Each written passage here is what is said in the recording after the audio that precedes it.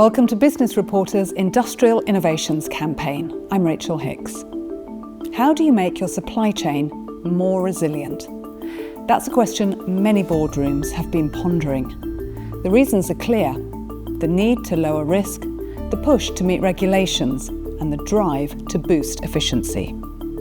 But where do we start? Helena Jochberger of CGI, a global industrial software and business consultancy, argues that you should start with data. She's going to explain what a data sharing ecosystem is and how it can make supply chains more flexible, more reliable, and more transparent.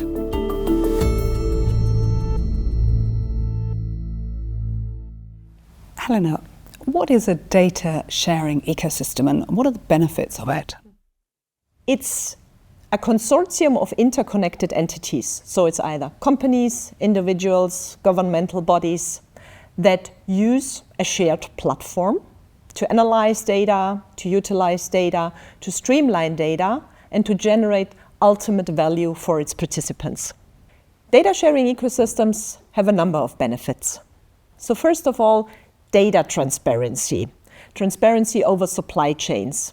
The second aspect, innovation. We cannot have all of the good new ideas on our own. This is why we need to collaborate with various partners. And the third aspect, the ease of compliance. Since July 2024, the EU Data Act is in place. Now that means that every part that is being produced needs to have a digital data passport. It basically represents a digital file from a physical item, and it contains the origin of that part, it contains the CO2 footprint of the part, and it contains if hazardous materials have been used or not. In summary, we can say that data sharing ecosystems help us to achieve supply chain transparency, to foster innovation, and to adhere to regulatory standards. What kind of data is shared and how is it used?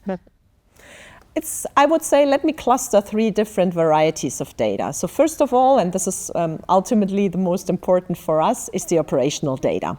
Operational data can include machinery data, can include supply chain data, can include also quality data. To which kind of quality level is your part complying to the design that somewhere in the R&D has been made of? So these are aspects.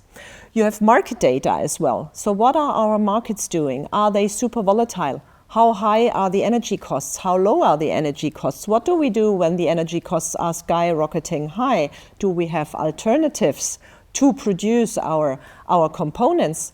And last but not least, client data, client preferences, client wishes, how to extrapolate marketing strategies to better sell, to sell more individually to the clients that want to buy an automotive product or consumer product that needs to be produced. Can you take me through a specific data ecosystem and show me what it looks like? Mm-hmm. Let's take Catena X, for example. This is an automotive network that has been founded and funded in 2021 by, first of all, large automotive OEMs, but not only, because you have also third-party companies on board. And they have gathered because they have seen throughout the pandemic that there were scarcities in the delivery of parts, in the delivery of the production. And of course, when you're producing a more complex product, you have different criticalities. Take the aircraft, for example. Of course, you have an engine that would be criticality number one, all things Mayday, so to say. You have all things criticality number two that cause severe deterioration in an aircraft if not handled properly. But then you have the lower criticalities that nonetheless are important to deliver the final aircraft. Now imagine we have a supply chain shock, and down within the criticalities, one supplier in the chain cannot deliver a certain part. In an ideal world where we have real-time data via a data sharing ecosystem, the supplier could raise their hand saying, "We're sorry, we cannot deliver the part." And the OEM on their end then can set up the entire mechanism, the process mechanism, to plan where can we get that part in a 1 month of time or 2 months of time to still make the ultimate aircraft delivery possible. So this is for sure something where supply chain shocks can be mitigated with the right data and the right time of data delivery.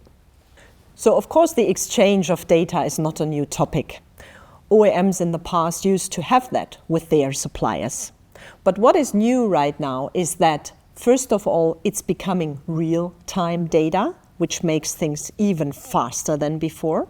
What is also new is that we are adhering to certain data standards that were not consolidated in the past. And the number 3 ingredient, I would say, or success factor now is that we need to achieve a certain level of scaling, meaning that we include the small and medium enterprises, the tier X suppliers, into that entire value chain thinking, so that you have a holistic approach that goes really very down in the vertical supply chain.